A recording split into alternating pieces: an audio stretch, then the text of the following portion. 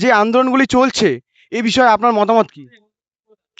মতামত বলতে সরকার যেটা করছে, যে এই সবকিছু, ফার্স্ট অফ অল তো সরকার ডিনাই করছে যে যা কিছু হচ্ছে, যা কিছু খারাপ করেছে ওরা, এই যে মানে কোনো অ্যাকাউন্টেবিলিটি নেই, যে এই কোশ্চেন পেপারগুলো লিক হচ্ছে এত বছর ধরে, তার কোনো অ্যাকাউন্টেবিলিটি নেই। উল্টে আবার তারা বলছেন যে কোনো প্রমাণ নেই লিকের। আর সব থেকে ইম্পর্টেন্ট কথা হচ্ছে এটাই, কালকে নিটের চার্জশিট বা সিবিআই চার্জশিট জমা দিয়েছে। এবার চার্জশিটে যে মেন অভিযুক্ত ছিল, যে বিহারের যে মেন অভিযুক্ত ছিল, তার নামটা কাট দিয়ে তাকে ক্লিন চিট দিয়ে বাদবাকি আরো যারা 45 জন আছে তাদের ধরেছে। মানে চুনোপটিদের ধরা হচ্ছে, রাঘব বোয়ালদের ধরা হচ্ছে না। রাঘব বোয়ালদের না ধরা হলে কি হবে, ধর্মেন্দ্র প্রধানের মতন যারা বড় বড় নাম তারা ফাঁস হবে না। এবার ফাঁস না হলে কি হবে, চুনোপটিদের ধরে রাখো, এরকম ভাবে নিট লিক হতে থাকবে, না অ্যাকাউন্টেবিলিটি আসবে না কিছু আসবে। আরে it is not just about NEET, it's about the 92 others paper leak that has happened all over India and all over this country in this regime.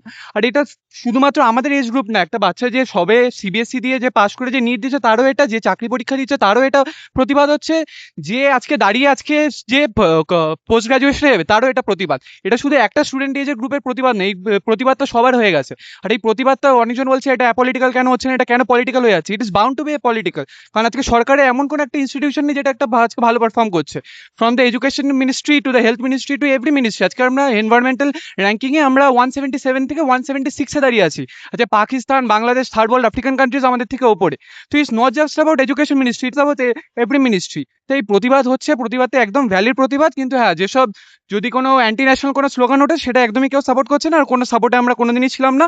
বাদ বাকি সোনাম ওয়াংচুক স্যার কালকে এতদিনের অন্বেষণের পর কালকে আবার কালকে সে অন্বেষণ ত্যাগ করেছে, তার জন্য তার প্রতি আমরা আজীবন কৃতজ্ঞ থাকবো। আর এই আন্দোলন চলছে, চলুক। যদি দেশের যদি ভালো চায় মানুষ, অ্যাকাউন্টেবিলিটি যদি দেয় সরকার, তাহলে এই সরকার আবার থাকবে, নাহলে এই সরকারও পরিবর্তন হবে।